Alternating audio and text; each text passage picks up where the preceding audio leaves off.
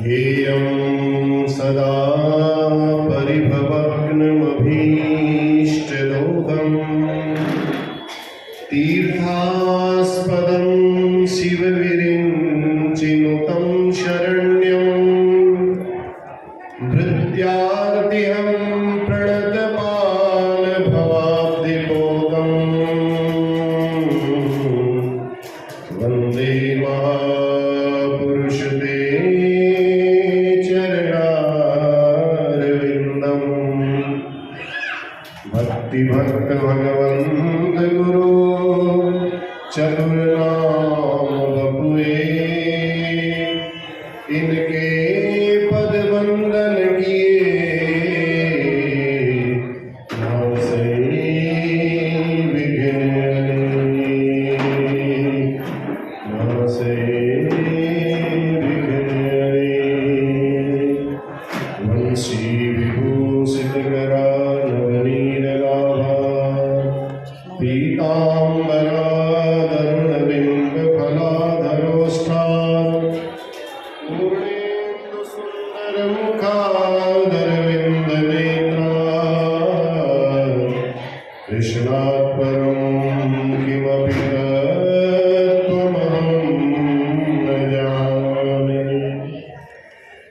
नारायणं नमस्कृत्य नरं चैव नरोत्तमं देवीं सरस्वतीं व्यासं ततो जयमुदीरये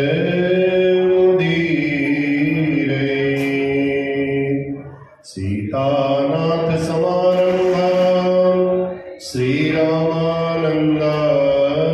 मध्यमाम् अस्मदाचार्यपर्यन्तां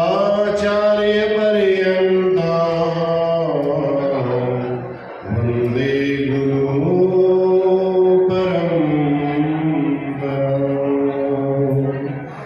जय जय श्री राधारमण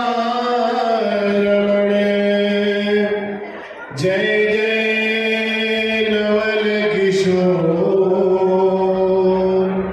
जय गोपी चित चोर प्रभु जय जय माखन चोर जय जय माखन चोर बोलवा के बिहारी लाल की जय भागवत भगवान की जय। आइए अपनी मन और वाणी को पवित्र करते हुए भगवान के भजनों में अपने मन को लगाते हुए भगवान का ये भजन हम पहले मन को भगवान के चरणों में समर्पित करने के लिए गाते हैं। आप और हम बैठे हैं, मंदिर में आए हैं, जरूर भगवान से कोई ना कोई नाता तो होगा, है ना, कोई रिश्ता जरूर भगवान से जुड़ा होगा, तभी भगवान ने इतनी कृपा हम पर की है। सब पर ये कृपा नहीं होती, जैसा मैंने कल कथा में आपको बताया था। कई जन्मों से बुला रही हूँ, कई जन्मों से बुला रही हूँ, कोई तो रिश्ता जरूर होगा, कोई तो रिश्ता जरूर होगा। कई जन्मों से बुला रही हूँ, कई जन्मों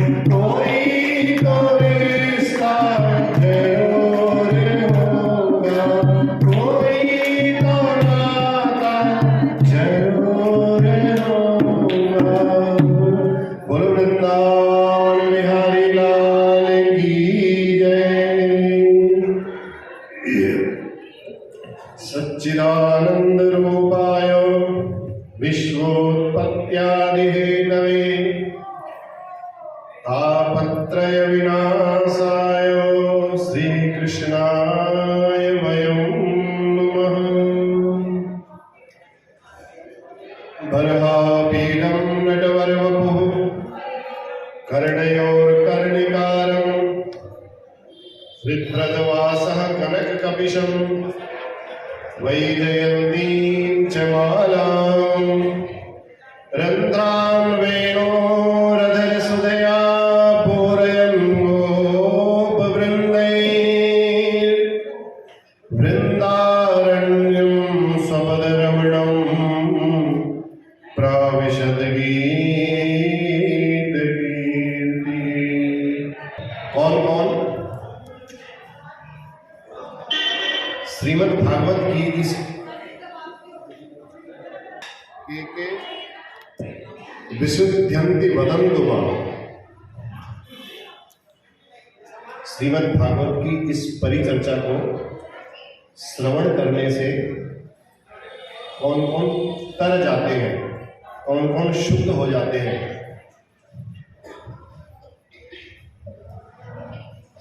ये नारद जी ने सनकादिकों को पूछा, महाराज बताओ, आप कह रहे हो कि ज्ञान और वैराग्य को जगाने वाली इस भागवत की कथा को सुनने से बड़े पापी कर जाते हैं। तब सनकादिक कहते हैं, सुनो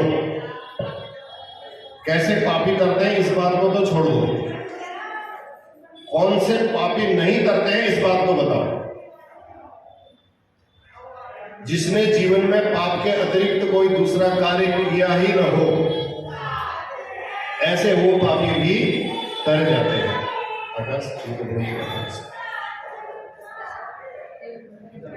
सदा दुराचार रता विमार्गदा क्रोधाग्निदग्धा कुटिलाश्च कामिनः, ये सारे जितने पतित हैं सप्ताह यज्ञेन कलौ पुरन्ति, जो पाप करने में हमेशा लगे हुए हैं।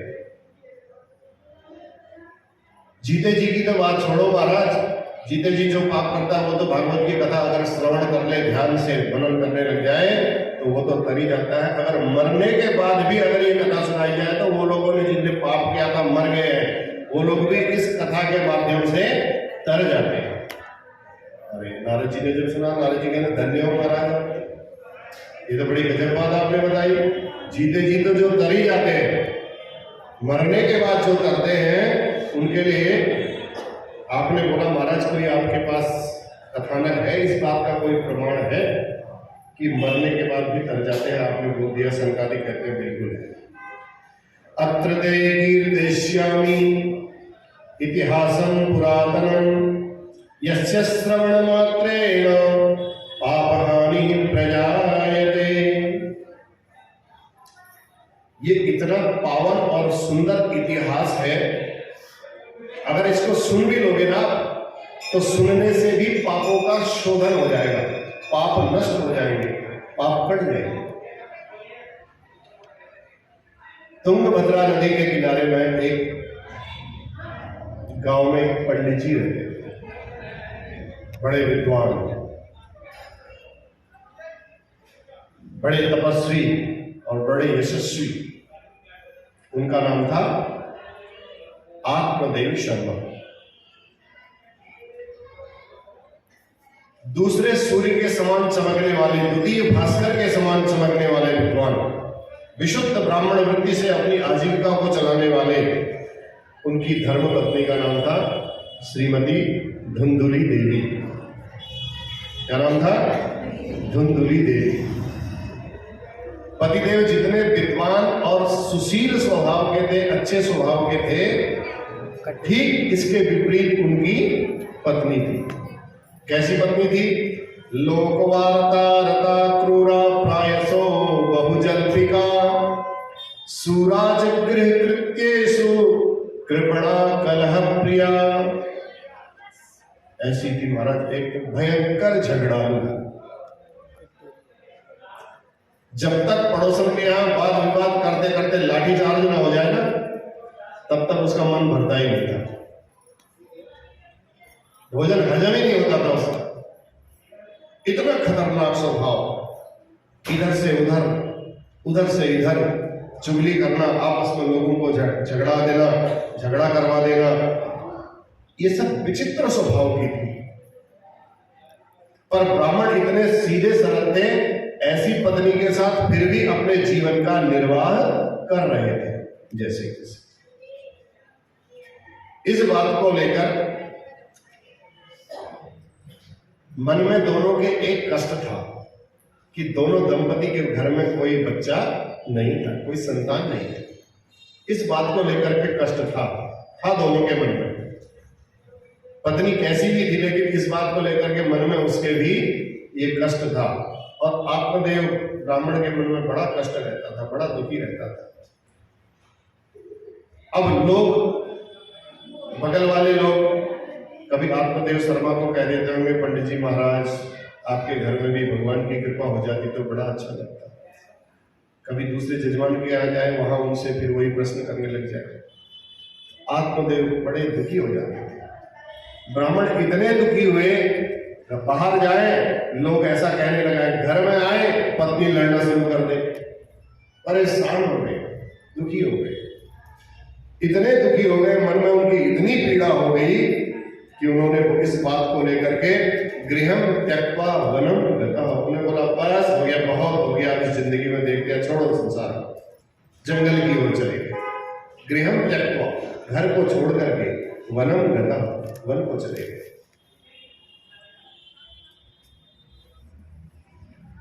अब जब घर छोड़ करके वन चले गए, अब एक वृक्ष के नीचे बैठे, अपनी सारी जितनी पुरानी बातें थी उन पुरानी बातों को याद करते करते करते करते करते आंखों से उनकी अश्रुधारा बहने लगी, रोने लगे, बड़ा जोर जोर से रोने लगे। अब जंगल में कोई सुनने वाला तो था नहीं, मन की पीड़ा खूब निकाल दी उन्होंने।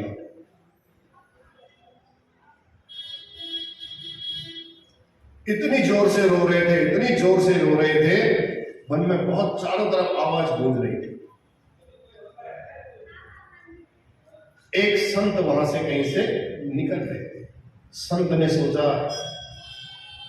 वृक्ष के नीचे बैठा है कोई सज्जन, जंगल में आया है, ब्राह्मण वेश में लग रहा है, हो सकता भगवान को पाने की कोई इसके अंदर जिज्ञासा हो, भगवान के विरह में ये अश्रु क्रंदन कर रहा है, रो रहा है, अश्रु आ रहा है, इसको शायद भगवान की प्राप्ति नहीं हो पा रही है, तो उसका उपाय जानने के लिए ये रो रहा है, भगवान के विरह में रो रहा है। तो संत ने कहा चलो मेरा स्वभाव है संत का, तो मुझे जाकर के इसकी पीड़ा को दूर करना चाहिए। संत पहुंच गए ब्राह्मण के पास। ब्राह्मण की आंखों में आंसू देख करके पूछने लगे, भैया इस एकांत में आप आंसू बहा रहे हो?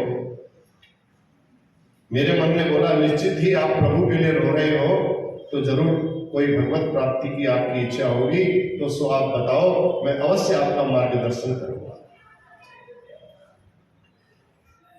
कथम रोदिसि विप्रत्वं काते चिंता बलीयसी वदत्वं सत्वरं मह्यं स्वस्य दुःखस्य कारणं।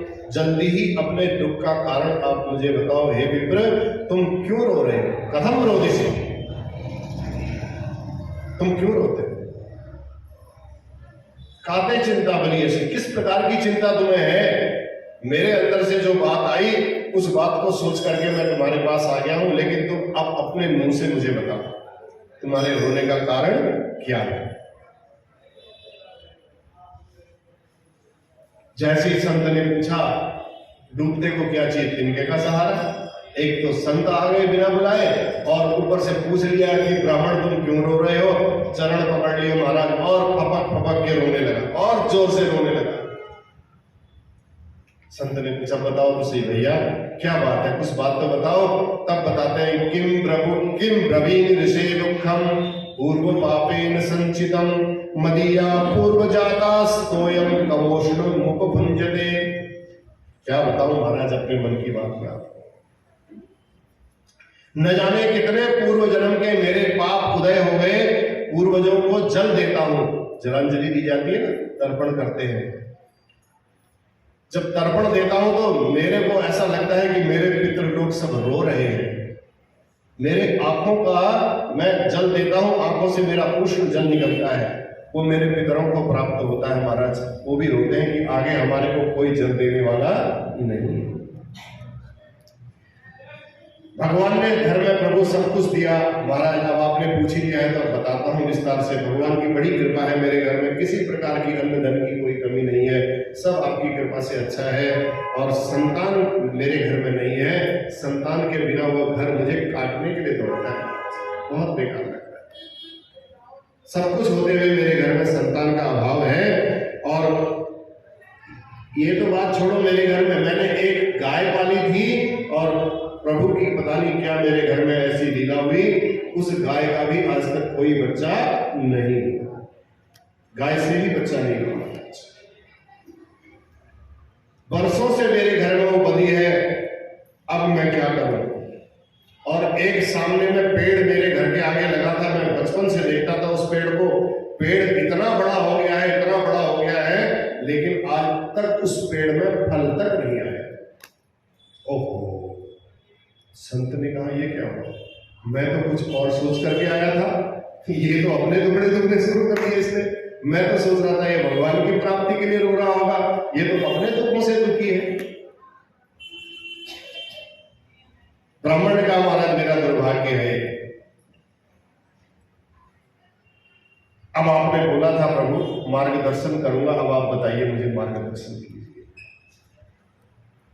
अरे संत ने कहा बताओ, ये भगवान के लिए थोड़ी रो रहा है, तो संतान के लिए रो रहा है, तो पुत्र के लिए रो रहा है, फिर भी इसका मार्गदर्शन अब कुछ न कुछ तो करना चाहिए। अब आ गए संत तो कुछ न कुछ तो बता के जाएंगे। संत ने समझाने का प्रयास किया।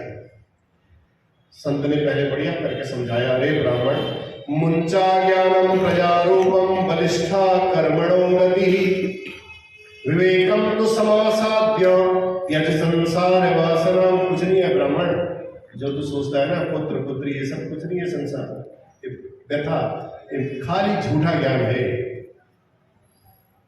खाली बेटा बेटी के चक्कर में तुम रो रहे हो, ये तो महाज्ञान है। कर्मणा गहनो गति, कर्म की गति तो बड़ी गहन है, उसको तुम और हम नहीं समझ सकते, बड़ी बलवती है, बड़ी बलवान है। इसलिए बेटा विवेक से काम लो, अपना दिमाग चलाओ थोड़ा सा, रोने से कुछ काम नहीं होगा। संसार में आए हो ना, रो करके तुम अपने काम को कैसे कर पाओगे। अपना काम चलाओ, अपना विवेक जागृत करो। तुमने इतिहास पढ़ा भी होगा, कौन किसी का बेटा बेटा होता है, बेटा पोता पोती कौन किसी का होता है। उन्हें बोला नहीं नहीं महाराज। अरे फिर संत ने कहा सुनो, राजा सगर के कितने पुत्र थे, 60,000। क्या हुआ, सबके सब भस्म हो गए। सुना था, हाँ महाराज सुना था।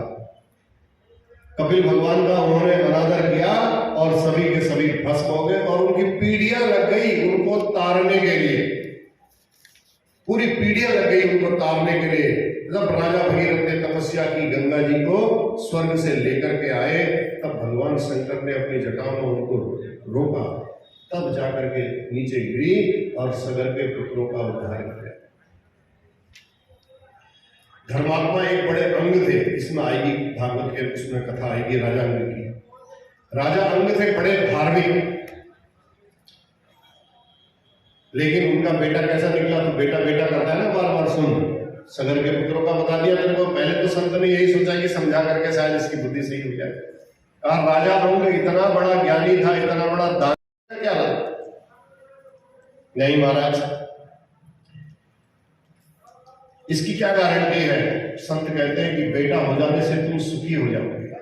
बताओ मुझे, कोई बेटा होने से, बेटी होने से सुखी नहीं होता है। अब आत्मदेव ब्राह्मण ने कहा महाराज सुनते रहे। कहा महाराज ज्यादा उपदेश मत दीजिए, उपदेश देना तो मुझे भी आता, मैं भी ब्राह्मण आदमी हूँ, बहुत उपदेश दिए मैंने, बहुत प्रवचन किए हैं। अब मैं ये उपदेश से ऊब चुका हूँ, अब मेरा मन इन सब चीजों में नहीं लगता, ये फालतू की बातें मैं नहीं सुनना चाहता हूँ महाराज। मैं भी पढ़ा लिखा ब्राह्मण हूँ, मुझे भी विद्या का ज्ञान है, मुझे भी बोलना आता है। आप तो बाबा बैरागी हो, आपके कोई बच्चे हैं नहीं, इसलिए आपको क्या पता बच्चों का कितना सुख होता है। अब बताने लगे, छोटे छोटे घर में बच्चे घर के अंदर जाओ तो पापा पापा कह करके जब बुलाएंगे तो कितना अच्छा लगता है, रसगुल्ले जैसे मुंह के अंदर आ जाते हैं, इतना अच्छा लगता है। आप बाबा हो, आपको क्या पता है बैरागी लोग हो, और मेरे से आप कह दे रहे हो क्या होता है पुत्र होने से, ऐसे नहीं होगा महाराज। गृहस्थ सरसों लोके पुत्र पौत्र समन्वित, तोतली पाड़ी बोलते हुए पापा पापा भी नहीं बोल पाएगा, कोशिश करेगा पापा पापा पापा करके, कितना अच्छा लगेगा। मम्मी मम्मी बोलेगा कितना अच्छा लगेगा, दौड़ता हुआ आएगा कितना अच्छा लगेगा। नहीं नहीं महाराज, मुझसे कोई बात करने वाला उस घर में है ही नहीं, मुझे पुत्र चाहिए तो चाहिए सब। अब आत्मदेव ब्राह्मण को लगा भैया ये मानने वाला नहीं, ये तो बड़ा जिद्दी ब्राह्मण लग रहा है, ये तो पीछे पड़ गया मेरे। अब उनने कहा भैया देख, मैंने तेरे बात करते करते तेरी ललाट की जितनी रेखाएं थी ना, इन रेखाओं को मैंने पढ़ लिया है, और पढ़ने के बाद माथे में तेरे स्पष्ट जो मैं देख रहा हूं वो सुन ले तू आज। सप्त जन्मावधि तव पुत्रो नैव च, तू तो इस जन्म की बात कर रहा है, 7 पीढ़ियों तक तेरा पुत्र नहीं होगा, ये तेरे माथे की रेखा में लगा हुआ है, लिखा है। तू आज की बात छोड़, 7 जन्मों तक तुझे पुत्र की प्राप्ति नहीं होगी, कोई संतान की प्राप्ति होगी। इतना सुनते ही तो ब्राह्मण का पहले तो थोड़ा सा 1 गुना दुख था, अब तो 7 गुना दुख और बढ़ गया। अब तो 7 पीढ़ी की सोचने लगा। अरे गुस्सा आ गया ब्राह्मण को, ब्राह्मण ने सिर उठाया, जोर से वहीं पर पत्थर रखा था संत के चरणों के नीचे, उसी में सिर पटकने लगा। कह रहा पुत्र की अगर मुझे आशीर्वाद पुत्र का देते हो तो दो, नहीं तो यहीं पर मैं भी अपना सर पटक करके आत्महत्या कर लूंगा। अब संत तो संत हृदय नवनीत समाना, बड़ा कोमल हृदय होता। संत ने कहा भैया अब तो फंस गया हूं, क्या करूं, अब जा भी नहीं सकता उसको छोड़ करके, अगर ये मर गया बिना मतलब के ब्रह्म हत्या लग जाएगी। अच्छा खासा तपस्या कर रहा था, जा रहा था रास्ते से तपस्या करके, लग जाएगा। मैं तो कहीं का नहीं रहा। धर्म भीरु होते ही है, धर्म से तो डरना ही पड़ता है। बिना मतलब के मेरे सामने में अगर ब्राह्मण मर गया तो हत्या का दोषी तो मैं माना जाऊंगा। सारे मन में तर्क वितर्क उतर्क सब चलने लगे, संत भी परेशान। महाराज एक जन्म की बात तो मैं समझ ही रहा था, आपने तो मुझे 7 जन्मों का कह करके और ज्यादा दुख दे दिया है। अगर फिर मैं दोबारा चेतावनी दे रहा हूं, अगर मैं फिर आपको बोलता हूं मुझे पुत्र की आवश्यकता है, पुत्र चाहिए तो चाहिए, नहीं दिया तो दोबारा मैं इतनी जोर से सिर पटकूंगा, यहीं पर प्राण पखेर हो जाएंगे मेरे, फिर ब्रह्म हत्या का दोष तुम्हें लगेगा। ब्राह्मण ने भी बोल दिया अपने मुंह से, पहले तो संत ने सोचा ही सोचा, ब्राह्मण ने मुंह से भी बोल दिया। संत जी की धड़कन तेज हो गई, ब्लड प्रेशर हाई हो गया। संत जी ने कहा ये क्या हुआ, अच्छी खासी मैंने व्यर्थ में ही ब्रह्म हत्या मोल ले ली, भैया इसकी मृत्यु का कलंक तो लगेगा ही लगेगा। कह तो सच रहा है ब्राह्मण। सोच विचार करके संत ने कहा ऐसा करो भैया, देखो मरने मरना से कुछ नहीं होता है, मनुष्य योनि तुमको मिली है, बड़े भाग मानुष तन पावा, सुर दुर्लभ सब ग्रंथ निकावा। सब शास्त्रों में भी लिखा है, देवता लोग भी कहते हैं ये मनुष्य की योनि ऐसे ही नहीं मिलती बेटा, आत्महत्या नहीं करनी चाहिए। दुख आते हैं सबके जीवन में आते हैं, उतार चढ़ाव सबके जीवन में आते हैं, लेकिन उतार चढ़ाव आने का मतलब ये नहीं है कि अपने जीवन को समाप्त कर दिया जाए।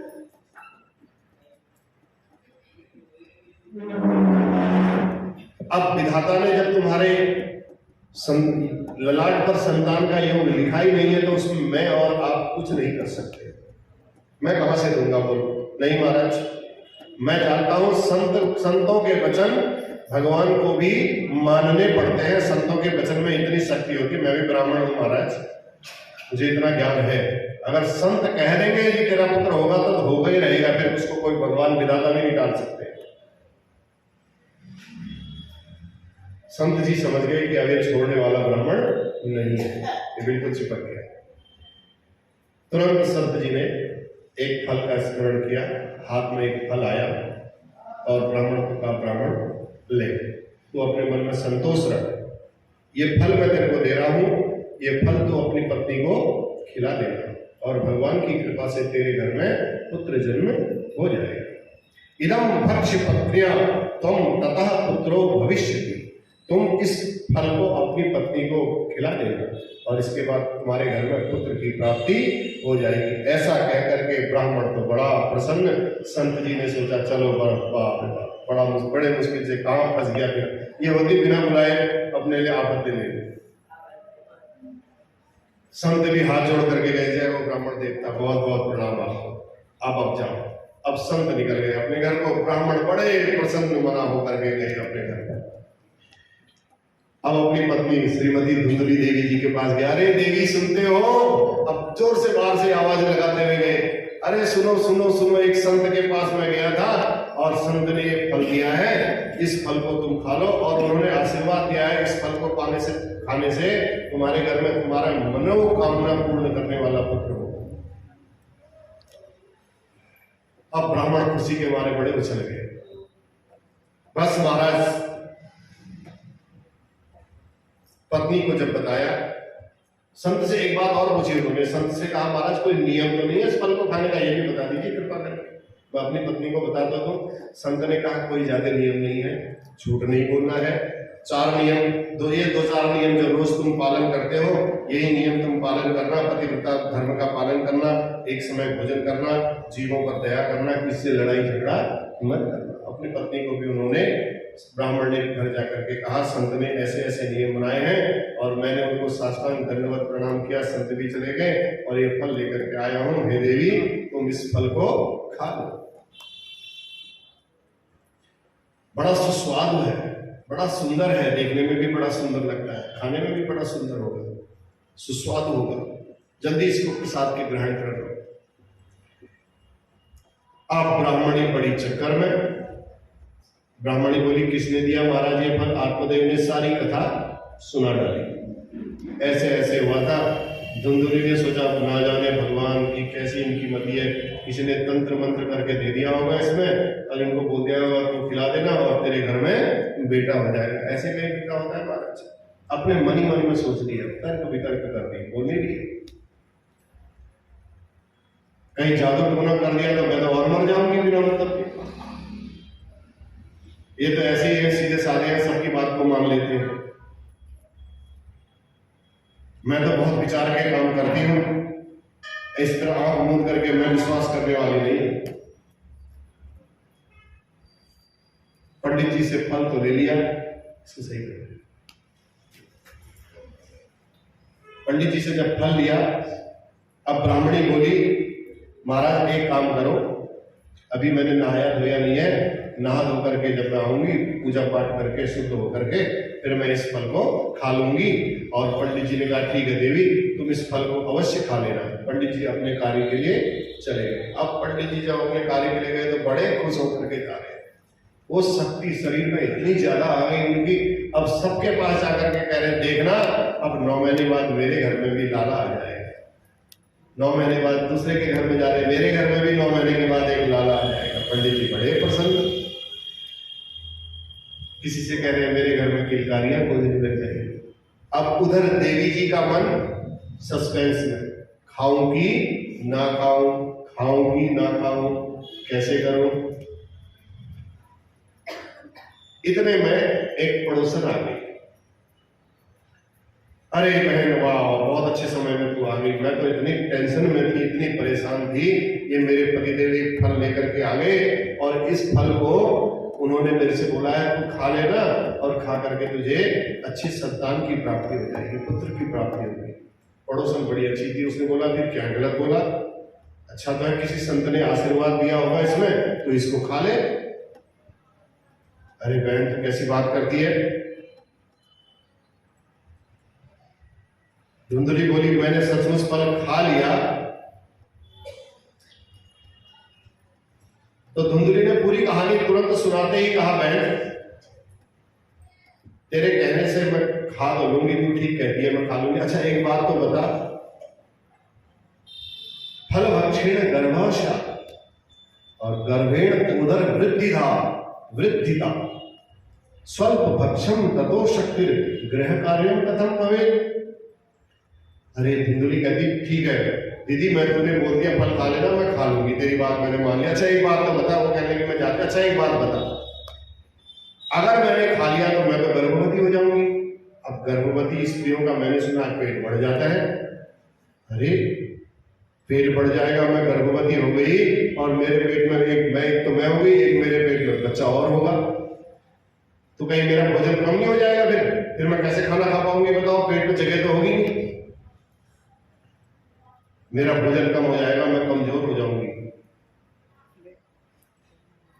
और घर अगर मैं कमजोर हो गई, कोई मेरे घर में काम करने वाली थोड़ी आती है, मुझे तो खुद ही काम करना पड़ता है, कैसे काम करूंगी? पेट मेरा इतना भारी हो जाएगा। अरे उसने कहा तू कैसी है, तेरे को मैं समझा रही हूँ, उस दुनिया के बच्चे होते हैं कि तेरे निराले बच्चे थोड़ी होंगे, सब काम करती है घर का, सबका पेट बढ़ता है, कोई नई बात थोड़ी है। खा ले तो इस फल को। अच्छा ठीक है बहन खा लेंगे। अच्छा एक बात और बताओ, मैं कमजोर हो गई, कहीं चक्कर आ गया, गिर पड़ूंगी। उन्होंने कहा कुछ नहीं होगा, अगर कुछ नहीं होगा तो खा ले। नहीं बहन सुन मेरी बात, कभी अचानक घर में आग लग गई, मैं तो पेट में मेरे बच्चा होगा, सब तो भाग जाएंगे, मैं अकेले मर जाऊंगी इस घर। अरे उसने कहा तू ऐसी बहुत बेकार है, तुझे खाना है खाना है, नहीं तो तू ऐसा कर अपनी ननद को बुलवा ले, एक काम कर, तुझे कुछ न्योछावर तो देना ही होगा ना, सगन तो उसको देना ही होगा, 4 महीने काम करा लेना उससे, बाद में 4 महीने बाद उसको बुला करके सगन तुझे देना ही है, वही सगन भी हो जाएगा और तेरे घर का काम भी हो जाएगा। अरे तू मेरी ननद की बात करती हो तो बड़ी क्या माँ छोटी है वो बड़ी बेकार। मैं यहाँ घर पर रहूंगी, वो मेरा घर सारी खाला 4 महीने में ही घर को सारा खाली कर देगी। अरे मैं ननद को नहीं बुलाने वाली। उसने कहा जो तेरी मर्जी है तू कर, वो तो अपने घर को चले गई। अब मन में तर्क वितर्क, अब धुंधली बोली खाऊं ना खाऊं, खाऊं ना खाऊं, क्या करूं क्या करूं क्या करूं। अचानक उसकी बहन संयोग से, एक दिन हो गया, दूसरे दिन उसकी बहन वहां घर पे आ गई। दैवा घाटी ब्रजेत ग्रामे पलायन गर्भणी कथम। जब पड़ोसियों ने बोल दिया ये उठपटांग बातें करने से नहीं होता है, तुझे कौन सा वहां मैराथन की रेस लगानी है, कैसे दौड़ूंगी कैसे चलूंगी, ऐसा कहने से थोड़ी होता है, सब कुछ करना पड़ेगा, सब कुछ होता है। लेकिन उसके दिमाग में कुतर्क चल रहा था, एवं कुतर्क योगी लोग। फिर मन में एक बात और आ गई उसकी, बहन आई, बहन से कहने की बहन एक बात बता, ये फल लाए हैं, इन फल को खाने के लिए बोल रहे हैं, मैं खाऊं कि नहीं खाऊं। बहन ने कहा, बहन तो चाहती थी कि इसकी संतान ना हो, इसकी जितनी संपत्ति है मेरे काम आ जाए। बहन के सोचने से पहले उसने कहा एक बात बता, मैंने तो सुना है सुखदेव जी 12 वर्ष तक मां के गर्भ में ही रहे थे, कहीं ये भी 2-4 साल मेरे गर्भ में रह गया, मेरे तो मिट्टी पलीत हो जाएगी, मैं कहां जाऊंगी, फिर मैं तो वैसे ही मर जाऊंगी। बहन को बिल्कुल अच्छा लगा, पॉइंट मिल गया। उसने कहा जो मैं चाहती थी वही बात इसने बोल दी। उसने कहा हाँ कुछ नहीं होता, फल खाने से बच्चे होते हैं कहीं, चल रख इसको साइड, गाय है ना तेरे घर में, या गाय को खिला दे, परीक्षण भी हो जाएगा, टेस्ट भी कर लेंगे कि जीजा जी सही लाए थे कि नहीं लाए थे, और इसका टेस्ट भी हो जाएगा। और तू मत का, मेरे पेट में बच्चा होने वाला, मैं पेट से हूँ, 1 महीना हो गया है मेरे को, और मेरी 4-5 मेरी बेटियां हैं ही, एक बेटा हो बेटी हो वो मैं तेरे को दे दे। बहन का, ये बहन के साथ उसका ही समझौता हो गया। यहाँ ऐसा कह करके बहन तो उसको, बहन ने कहा ठीक है, बात पक्की, बात पक्की, तू बस जीजा जी को बोलते रहना हाँ मेरे को गर्भ हो गया है, और धीरे धीरे घर में बच्चा हो जाएगा। मन में कई प्रकार के सोच विचार, खा लूंगी, पता नहीं, मैंने सुना है बच्चे को जन्म देने में दूसरा जन्म होता है, कहीं मेरी मृत्यु हो गई, इनको तो क्या लेना देना है, मैं तो मर जाऊंगी, मैं ये हो जाऊंगी, कई कुतर्क मन में चलते रहे। उस तत्फलम नैव भक्षितम, उस फल को उसने नहीं खाया और उस फल को गाय को खिला दिया।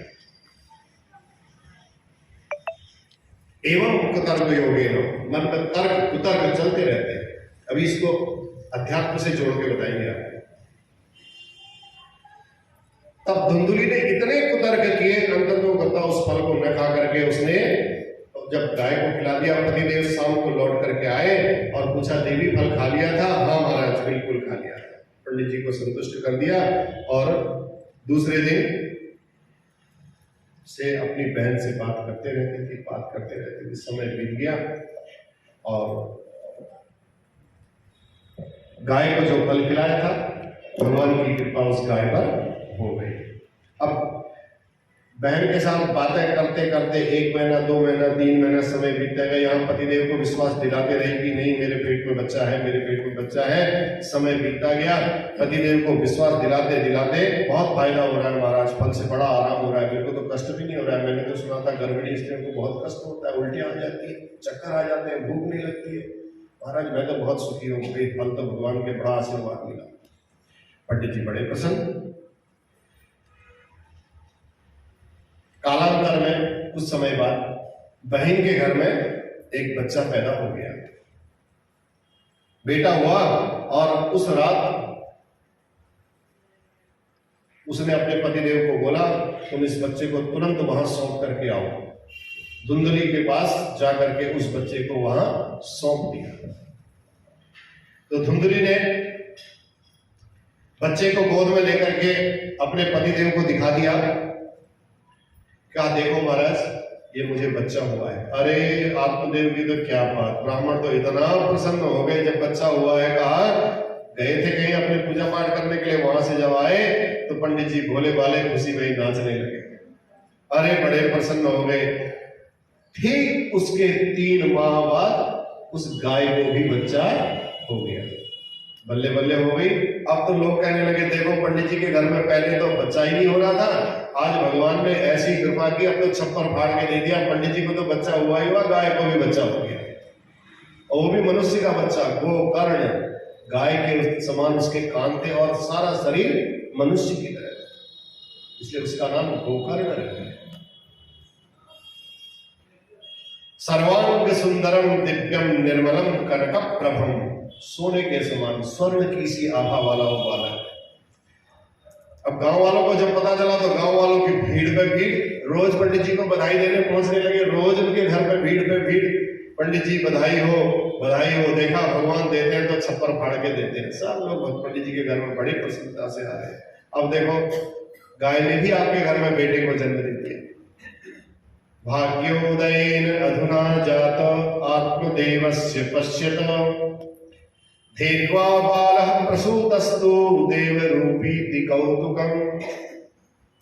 विधाता का विधान तो देखो, विधाता का कौतुक तो देखो। देवरूपीति कौतुकम्, यह विधाता का कौतुक है, विधाता का विधान है, विधि का विधान है।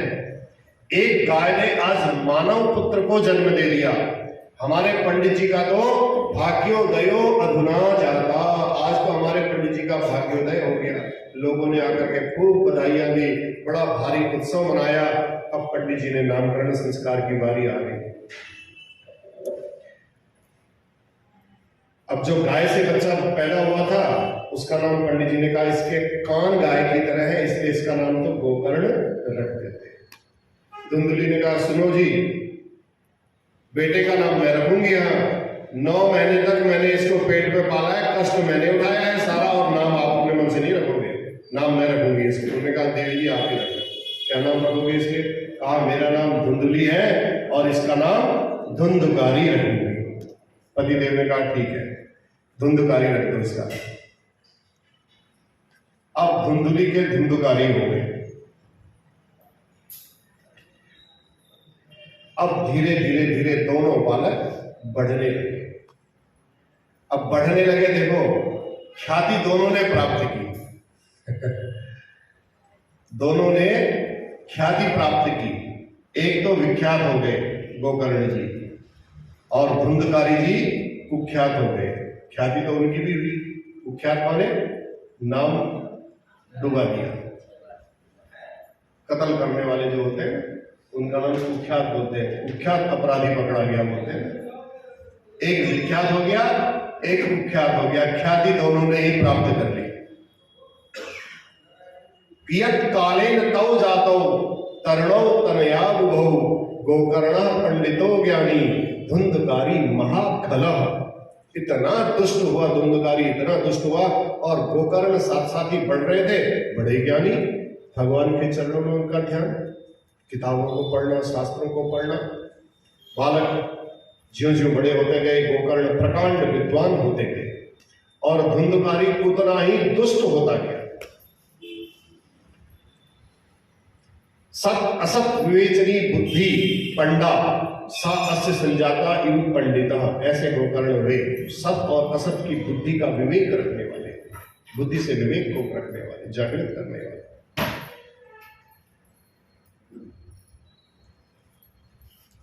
सत असत की जिसमें बुद्धि हो, क्या सही है और क्या गलत है, उसी को पंडित कहा जाता है। ऐसे महान पंडित श्री गोकर्ण जी महाराज हुए और धुंधकारी तो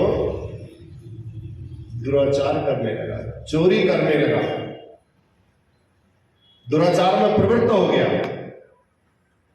जुआरी बन गया, जुआ खेलने लगा, सट्टे खेलने लगा। घर का जितना धन उसने रखा था एक एक करके जाकर के जुए में हारने लगा, एक एक करके जाकर के जुए में दांव लगा देता था। चलो इसको लगाओ, चलो इसको लगाओ, चलो इसको लगाओ। व्यभिचार में वो इतना प्रवृत्त हो गया, एक दिन तो घर के खाने वाले जो बर्तन थे वो बर्तन भी वो बेच दिए उसने और बेच करके सट्टे में लगा। अब तो पंडित जी सिर पकड़ करके रोने लगे। पंडित जी कहते क्व तिष्ठामि क्व गच्छामि को मे दुःखं व्यपोहति व्यपोहये प्राणास्त्यजामि दुःखेन हा कष्टं मम संस्थितम्। पहले बेटा नहीं था तब रो रहे थे, आज बेटा हो गया है तब भी रो रहे हैं। और संत ने उनको पहले ही समझा दिया था कि भैया बेटे का सुख तेरी किस्मत में नहीं है। हे भगवान प्रतिष्ठामि, कहां जाऊंगा, घर में तो इतना दुखी कर दिया है। देखो अजात मृत मूर्खाणाम वरम आद्यो न जानति मह। अजात माने जो जन्म ही ना ले, जात मृत होकर के मर जाए दूसरे नंबर का, तीसरे नंबर का मूर्ख। अजात मृत मूर्खाणाम वरम आद्य, ये शुरू के दो तो फिर भी ठीक है, नहीं हुआ ना, कुछ समय तक कहेंगे नहीं हो रहा नहीं हो रहा नहीं, फिर दोनों का मन बन जाता जी हमारे घर में अब संतान होने वाली नहीं है, बस कुछ समय का दुख रहता है। जात मृत होकर के मर जाए, कुछ समय तक दुख रहता है, भैया हुआ था चलो इसकी किस्मत इतनी थी, उसके बाद फिर वहां भी अपना दुख तो नहीं दे रहा, बार बार मर गया तो मर गया, हो गया, कुछ समय बाद वो भी फिर मन बन जाता है, शांत हो जाता है। मूर्खाड़ा तीसरे नंबर का जो बताया, तीसरे नंबर वाला नहीं होना चाहिए। अगर तीसरे नंबर वाला घर में हो गया तो एक एक कदम भी आप चलोगे तो उस कदम पर भी वो दुख देगा, कांटे जैसे चुभाएगा, सूल जैसे चुभाएगा। तब आप सोचेंगे ओ कहते हैं ना इससे तो होते ही मर जाता तो ज्यादा अच्छा था, कम से कम थोड़ी देर तो दुख होता, उसके बाद इतना तूने तो मेरी जिंदगी बर्बाद कर दी थी। ऐसे ही आज आत्मदेव रोने लगे। प्रतिष्ठामि क्व गच्छामि, कहां बैठूं कहां जाऊं, को में दुखम व्यपोहये, मेरे दुख को कौन हरेगा आज। ओहो प्राणास्त्यजामि दुःखेन हा कष्टम मम संस्थितम। पुत्र के इन दुर्गुणों से दुखित हुए ब्राह्मण भी आज मरने की सोचने लगे। ब्राह्मण ने कहा इससे तो मर जाना ही अच्छा है, क्यों न मैं मर जाता ज्यादा अच्छा है। बताया ना मैंने, पहले भी मरने जा रहे थे, बेटा नहीं है, और आज भी वो प्राणास्त्यजामि दुःखेन, आज भी वो मरने के लिए जा रहे हैं क्योंकि बेटा है। अब बताओ बेटे से सुख मिला नहीं मिला। यही विडंबना है। जब अत्यंत दुखित होकर के निकल पड़े तो गोकर्ण जी तो बड़े ज्ञानी थे। गोकर्ण जी ने पिताजी आज बड़े दुखी हैं और बहुत रो रहे हैं, तो घर से बाहर निकल गए, मर जाता हूं अब जाने के। गोकर्णो पंडितो ज्ञानी, गोकर्ण जी बड़े ज्ञानी थे। गोकर्ण जी देख रहे पिताजी रुकिए रुकिए रुकिए, मन की स्थिति को समझ गए। पिताजी ऐसा नहीं करते हैं, आप तो इतने ज्ञानी हो, पहले आप संत से कहते थे मैं बहुत बड़ा ज्ञानी हूं, मुझे भी प्रवचन देना आता है, मैं बहुत पढ़ा लिखा हूं, लेकिन आज आप मरने के लिए जा रहे हो, ऐसे क्यों? समझाने लगे अपने पिताजी को, आप ये बताइए संसार में सुखी कौन दिखाई देता है? ये संसार ही दुखालय है। दुखालय माने दुख का घर है। विद्यालय माने विद्या का घर, आलय माने घर, और दुखालय माने दुख का घर। संसार क्या है? ये दुखालय है। यहाँ दुख के अलावा सुख है ही नहीं। सुख का तो केवल एक भ्रम है, हमें लगता है कि सुख है, सुख है नहीं। पिताजी अब हमारी और आपकी बात छोड़ दीजिए, तीनों लोगों के जो अधिपति इंद्र हैं उनको भी भय रहता है मेरा पद कहीं में इंद्र का पद खत्म हो जाए, कोई दूसरा इंद्र न आ जाए तो यज्ञ का विध्वंस करना शुरू कर देते हो। उनको भी अपने पद के लिए भय मन में रहता है, दुख उनको भी रहता है कि कहीं मेरा इंद्र का पद ना चले जाए, चक्रवर्ती की गद्दी पे चले जाए। न चेन्द्रस्य सुखम किंचित न सुखम चक्रवर्ती, न चक्रवर्ती राजा को भी लगता है कि भैया कोई मेरे राज्य में आक्रमण कर देगा तो मैं राजा कैसे रहूंगा, मेरा तो सारा उधर का क्षेत्र कब्जा कर लेगा, कोई उधर का क्षेत्र कब्जा लेगा। चक्रवर्ती राजा भी दुखी है, इंद्र भी दुखी है। सुखमस्ति विरक्तस्य मुने रेकांत जीविनः। सुखी कौन है इस संसार में? सब दुखी दुख है। एकांत में जो भजन करता है, भगवत भजन में जो मस्त हो जाता है, जिसके मन में कोई कामना वासना शेष नहीं रहती है, वही इस संसार में सुखी है।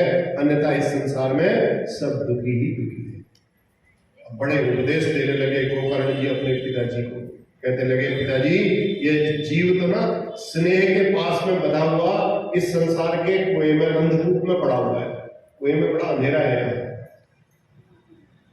बुद्धिमान यही है, वही है इस संसार में जो उस अंधकूप से अपने को निकाल ले। बस आपको देव ने पूछा बेटा इतनी बातें तू कर रहा, बता मैं क्या करूं, कहां जाऊं? इस संसार से अब मैं मन हटाना चाहता हूं। देख लिए मैंने संसार के प्रपंच, कोई रास नहीं आया बेटा। एक बात बता दे, करूं तो करूं क्या? तू तो बड़ा ज्ञानी है बेटा। तब गोकर्ण जी कहते हैं हम आपको इसका उपाय बताते हैं, सुनो। देहे स्थिमान् सरुधिरे भिमति त्यजत्वं जाया सुखादिषु सदा ममतां विमुञ्च पश्यन्निशं जगदिदं क्षणभङ्गनिष्ठं वैराग्यरागरसिको भवभक्तिनिष्ठ धर्मं भजस्व सततं त्यज लोकधर्मान् सेवस्व साधु पुरुषान् जहि काम तृष्णाम् अन्यस्य दोष गुण चिंतनमासु मुक्त्वा सेवा कथा रसमहो नितरां पिबत्वं नितरां पिबत्वं। गोकर्ण जी कहते हैं पिताजी ये देहेस्ति मांस हृदय, हड्डी शरीर काय का है? हड्डी और मांस का ही तो बना हुआ है, क्यों इतना इसमें मोह करते हो आप? देखो संसार में जीव को बांधने की दो रस्सियां हैं। जीव को संसार में बांधने की दो रस्सियां हैं, बड़े ध्यान से सुनो।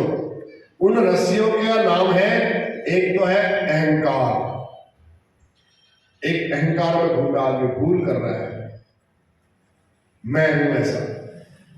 एक अहमता और दूसरी ममता। एक ममता की डोरी ने बांधा है और एक अहम की डोरी ने बांधा है। ये दोनों डोरियों से सब संसार में फंसे हुए, बंधे हुए। देह में अहमता है और देह के जितने नाते हैं, हमारे रिश्ते हैं, पुत्र का हो, पति का हो, पिता का हो, पुत्र माता का हो, भाई का हो, बहन का हो, देह के ही तो नाते हैं। इस देह के नातों में और देह में की अहमता में, इन दोनों रस्सियों में जीव बंधा है।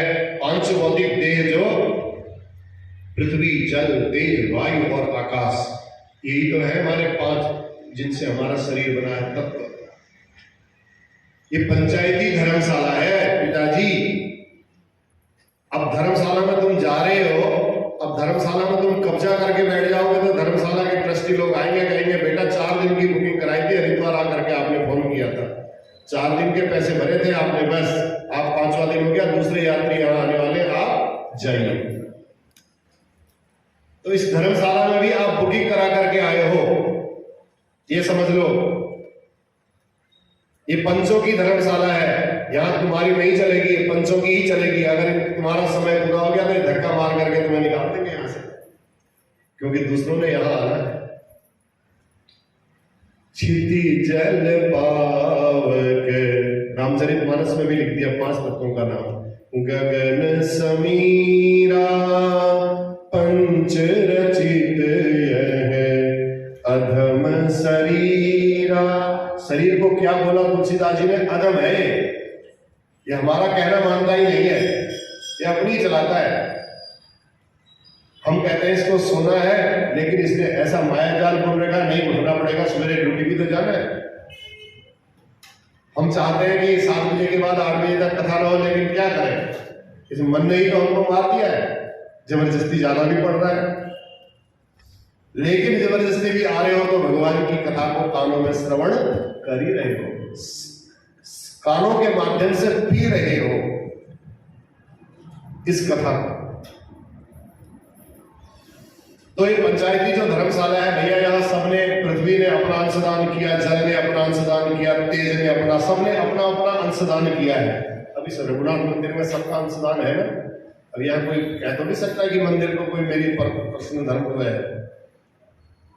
ऐसी धर्मशाला है, कमरों में नाम लिखे रहते हैं, फलाने ने ये कमरा बनाया, इसने ये पत्थर लगवाया, इसने ये करवाया। यह सबका अधिकार है, उनका अधिकार है। तो पंचायती धर्मशाला में हम अपना अधिकार नहीं जमा सकते। ये देह भी हमारा पंचायती धर्मशाला ही है। इसलिए हम लोगों से प्रेम कर रहे हैं, लेकिन प्रेम करते करते उसमें कब्जा न कर रहे हैं। एक बार रहने के लिए कोई जाता है तो बस यहां पर खाली करना ही नहीं चाहता। इस संसार में, इस देह में हम पंचायती धर्मशाला में आ गए हैं, अब इसको हम खाली करना ही नहीं चाह रहे। अब खाली जब हम नहीं करेंगे तो बताओ देहाशक्ति कैसे छूटेगी हमारी। इसलिए हे पिताजी, कोई एक बार रहने के बाद जब खाली नहीं करना चाहता है तो देह पर बारंबार विचार करके देहाशक्ति छूट जाती है। यह शरीर किसका बना है? मांस, मेद, रुधिर, मज्जा, इन सब देहेस्ति मांस रुधिर विमति त्यजत्वम। ये अपनी मति ऐसी छोड़ दो आप, कुछ नहीं है। हमारा क्या है शरीर में? अस्ति स्तंभम स्नायुबद्धम मांस शोणित लेपितम चर्मावद्धम दुर्गंधम पात्र मूत्र पुरीशय। क्या है? ईंट गारे से सब भरे पड़े दीवारों में, ये ईंट गारे में बड़े, इस पर बढ़िया डेंटिंग पेंटिंग यदि कर दी जाए ये चमक मारने लगेगा। यही स्थिति इस भवन की भी है। ईंट गारे से तो बना है सब, अब बढ़िया हमने डेंटिंग पेंटिंग कर दी। ये डेंटिंग पेंटिंग करने से इसको चमका रहे हैं, लेकिन इसकी जो अंदर की स्थिति है उसको तो हम समझ रहे हैं ना, वो अंदर की स्थिति क्या है इसकी। तो इसलिए जिसे हम देहात्म बुद्धि किए बैठे हैं, इस नाशवान शरीर को अपना मान लेना या इस नाशवान शरीर को आत्मा मान लेना, यह पहली रस्सी है। और दूसरी रस्सी है जाया सुता दिशु सदा ममता। ये मेरी पत्नी है, ये मेरा बेटा है, ये ममता जो है इसको छोड़ दो। इसी गोकर्ण के लिए, इसी धुंधुकारी के लिए रो रहे हो ना, छोड़ दो। इस पत्नी के लिए रो रहे हो ना, जिस पत्नी ने तुम्हें पूरी जिंदगी दुख दिया और अभी भी ये पुत्र पैदा करने के बाद भी दुख दे रही। जाया सुता दिशु, सबको छोड़ दो। क्या है? इन सब की ममता आपको त्यागनी ही पड़ेगी पिताजी, तब जाकर के आपको इस संसार में सुख मिलेगा। अन्यथा एक दुख आलय है, यहां दुख ही दुख मिलना है। अब इसके आगे समय हो गया है, ज्यादा नहीं बोलेंगे। इसके आगे की कथा हम आपको कल बताएंगे, चर्चा करेंगे इस पर कि भाई संसार पंचायती धर्मशाला कैसे है, कैसे संसार में यात्री, एक यात्री आता है, दूसरा यात्री जाता है, और आत्मदेव को कैसे ज्ञान हुआ। आत्मदेव तो ज्ञानी थे, वो तो अपने बेटे की बात मान करके चल दिए और जाकर के उनने श्रीमद् भागवत के कौन से अध्याय का पाठ करके अपनी मुक्ति की, ये हम कल चर्चा करेंगे। बोलवा के बिहारी लाल की जय। जय नारायण नारायण हरि हरि, भजो नारायण नारायण हरि हरि, प्रभु नारायण नारायण हरि हरि, तेरी लीला सबसे न्यारी न्यारी हरि हरि। जय जय नारायण नारायण हरि हरि, भजो नारायण नारायण हरि हरि, मेरी जो